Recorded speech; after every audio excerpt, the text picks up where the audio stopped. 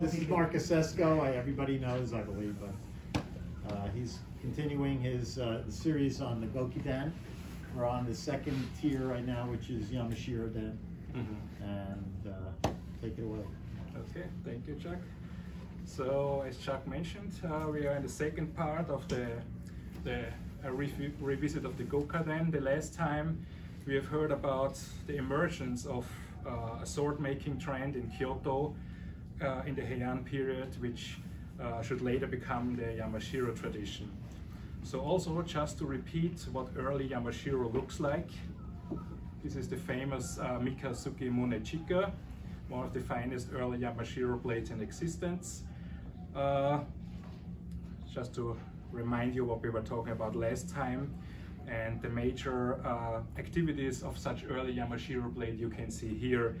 You have pretty much straight, very natural hamon, and a lot of activities that run parallel to the cutting edge, which give the cutting edge a kind of a layered appearance. You have this nichuba, sanjuba, you have tobiyaki and yubashiri in the chi, all these hardening effects, and also this layered appearance continues in the boshi.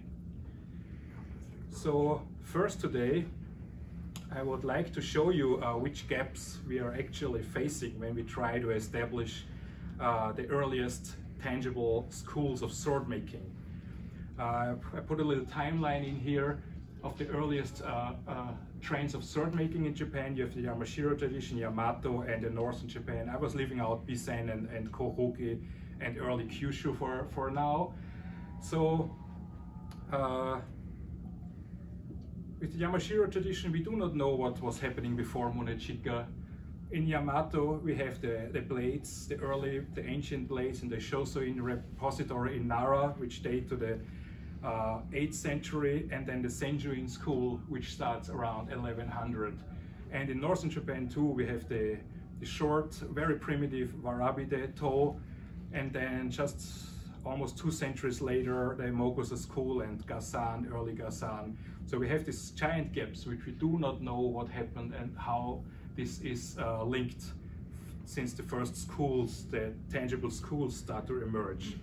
So now the Sanjo school that was founded by Munechika kept working quite successfully until the first half of the 11th century. That is in the Meikan records, they list the latest Sanjo schoolsmiths around 1050. So again, we do not know why the school phased out after only 60 or 70 years after Munechika had founded it. The reason for why this happened may be omitted here, and I will study the issue in future in course of my legacy project. So in any case, the direct successor of Munechika is where we left last time. Munechika's direct successor was Yoshi-ie. The problem with Yoshi-ie is that we are facing two categories of works. On the one hand, we have very classical early Yamashiro works, and on the other hand, quite flamboyant Ichimonji style blades, which are signed Yoshi-ie as well. So I would like to leave the latter out here, but I just want to show you how this flamboyant Yoshi-ie works look like. And today it is believed that there was a Sanjo Yoshi-ie and actually a Fukuoka Ichimonji Yoshi-ie. So two completely different smiths. And as you can see here, this blade is attributed to the Fukuoka Ichimonji Yoshi-ie, and I think we can all agree on that this is not an early Yamashiro blade.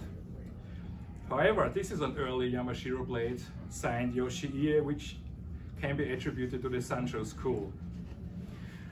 It is signed Nichime Yoshi-ie. It has a chigane, it has a somewhat standing out itame that is mixed with a little bit of nagare, and it features plenty of chinie.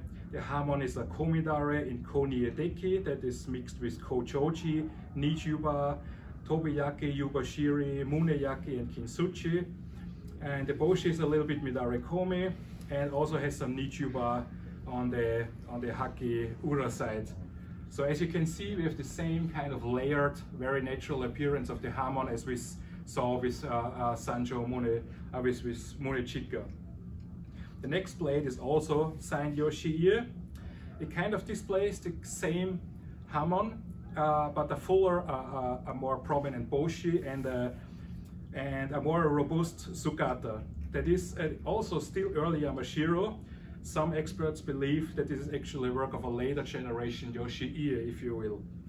Just to show you the sugata of this blade, this really suggests Kamakura and not Heian anymore. And please keep this in mind, we will come back to this later, the differences of the classical and later looking works within the same school. So now a student of one of Munechika's students, Kanenaga, so Arikuni was a student of Munechika, and one of his students, Kanenaga, he moved from Sancho to Gocho in Kyoto in the first half of the 11th century, where he founded the Gocho school of the same name. Only 5 signed works of Kanenaga exist today. As a Chuyo Bunkasai, a Chuyo Bichutsuhin, a Tokubetsu Chuyo, and 2 Chuyo. I want to start with the Chuyo Bunkasai of Kanenaga. The blade is completely ubu, it's slender, it has a koshisori that decreases towards the tip, it ends in a kokisaki. The chigane is a dense koitame that features plenty of chinie and fine chike, and also a faint nie utsuri. The hamon is a kochochi in konie deki that is arranged at parts of the blade as suguha cho, and we see kintsuchi, and we start to see some more concretely shaped elements in the ha. So it's not that natural anymore as Munechika. We see some concrete chochi and a little bit of gonome even. And this is an oshigata, as you can see here. The layered appearance is very much toned down, but it's still there. And the next blade I want to show you, it's a Chuyo, as it was attributed by the NYTK Den Gocho, so they don't know if it was by Kanenaga or his student Kuninaga. It might even be Sancho, if you will, but the Gocho didn't go that far, the NYTK didn't go that far and said, oh, it's not Sancho, it's a little later, so let's do Den Gocho. As you can see here, very elegant sugata, and I got a few pics. That's the oshigata, as you see, the layered appearance again, very natural hamon. It's an early Yamashiro work, obviously, and I want to show you a few pictures from Dasi's website of this blade, how the layered appearance looks like in real life. You can see the hamon, you can see yubashiri, that's the white part above the hamon, and then you can see in another close-up, you can see chinie, and it's a very natural appearance of the hardening. Like here towards the bottom, you can see very prominent yubashiri with all the nie accumulating around. So that's an early Yamashiro blade attributed to Gocho school. So Kanenaga's son, Kuninaga, he still also works in the early Yamashiro style, and now Kuninaga might actually be the smith who allows us to connect the early Yamashiro with the really very first well-established school of Yamashiro, which is Awataguchi, which I come to soon. So less than 10 signed works of Kuninaga exist, and these works not only show a different signature style, these 10 works, but also different degrees of refinement in the workmanship. For example, some look even more classical than the Kanenaga blades we have just seen, while some can be seen as a precursor of the Awataguchi and Ayonokochi styles. So this difference in the signature and workmanship style of Kuninaga, they gave rise to 2 theories. One theory says, okay, this is like the natural development within the career of one smith, and one theory says, no, it was several smiths, several generations Kuninaga with the same name. So assuming that there were several generations Kuninaga, this would allow us to close the gap, the century-long gap between early Yamashiro and Awataguchi. That's another Kuninaga blade, very classical, and that's his most famous work, the Gyobutsu, the Tsurumara Kuninaga, which some say it's the finest Yamashiro blade that exists, even better than the Mikazuki. That's an oshigata of the Tsurumaro. very unaffected Hamon, a little bit of Choji, a little bit of Midare, but not very well formulated. And here we have the time scale again. So the Sancho school, as you can see here, phased out the early 11th century, then Gojo took over. It phased out a little later, and then we still have a 100 years gap before the Awataguchi school emerged. And if we assume that generations of Gojo Kuninaga worked there for a while, we could close this gap where the Awataguchi school takes over. So which brings us to the Awataguchi school here. So the origins of the Awataguchi school lay somewhat in the dark, but tradition has it that it was founded by a certain Kuniyori, who was an armorer from Yamato province who had relocated to Kyoto at the very end of the Heian period, and his son Kuni-ie then, he changed his profession and became a swordsmith. So Kuni-ie is today regarded as the de facto founder of the Awataguchi school. Problem here, no works of Kuni-ie have survived. The earliest Awataguchi smith by whom we have blades to work with is Kuni-ie's oldest son, Kunitomo. However, you can count Kunitomo's existing works on one hand. So with Kunitomo, we see a further trend towards refinement, although his blades are still highly elegant and classical. So we are talking about end of Heian and earliest Kamakura here, after all.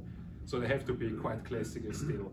And what is more interesting here with Kunitomo is that we see, beginning with the early Awataguchi smiths, a kind of a slow reversal of the trend of the late Sancho school and Gojo school towards Choji. So it is possible, here's the Oshigata of the same blade I showed before, still very classical, elegant Hamon. So it's possible that the early Awataguchi smiths reversed the trend to Choji to differentiate themselves from the upcoming Kobisin school, which was started to flourish at the time. So it's possible the Awataguchi smiths said, okay, we leave the Choji for now to Bisen, and we're gonna focus on our roots, which is very classical Suguha-based Hamon. Now, that's the Sugata of the blades I showed before, very elegant, deep Koshi-sori, that you can see how the sori decreases towards the tip and ends in a small Kisaki. So Kunitomo, another very classical blade of here with a little bit of Choji. And Kunitomo, when I was talking about the reversal of the Choji, we have to mention Kunitomo's peers, which are referred to as the 6 Awataguchi brothers. It's all Kuni-ie's son, according to tradition. So we have Kunitomo, in the Japanese order starts from the right, the oldest, to the youngest on the left. We have the Kunitomo, we have Hisakuni, we have Kuniyasu, Kunikiyo, Arikuni, and Kunitsuna. And it's interesting to see certain trends within these 6 brothers. Arikuni and Kunikiyo may be left out because there are hardly any works existing by these smiths. Kunitomo, as mentioned, very classical, a little bit of Choji, and Hisakuni, more on the classical side towards Suguha, very elegant. Kuniyasu is also a hybrid between early Yamashiro and a little bit of later refined style. Very classical blades by him exist. And Kunitsuna, he moved later in his career to Kamakura, so we see a more flamboyant style, more Nie, and a little bit what foreshadows the social tradition. So let me wrap up this here. So we were moving now with the second part from the earliest Yamashiro to the first concrete, tangible school we can measure, which is Awataguchi, which starts very classical. And in the next part I would like to tell you how the Awataguchi school arrived at a very refined style before afterwards we go over to the Rai school, which then reintroduced Choji brutally to the Yamashiro tradition. So I would like to end this second installment here. We're gonna have a Kante later that's related, but I wanna use this to just to wrap it up. So earlier Awataguchi, we have elegant, slender Sugata, we have a Kokisaki and Koshi-sori that decreases notably towards the tip. We have a dense Hada with beautiful Chinie that appears as Chirimen Hada. We have a Suguha-based Hamon in most cases in Konie Deki. The Ha is mixed with a little bit of Choji and smaller Komidare. We have fewer horizontal hataraki like Nijuba, Sanjuba, etc. like we have seen in earlier Yamashiro. We have fewer natural hardening effects in the chi like Tobiaki and Yubashiri, and Tanto start to appear with the Awataguchi school as well in concrete numbers. So that would be the end for the Yamashiro part 2.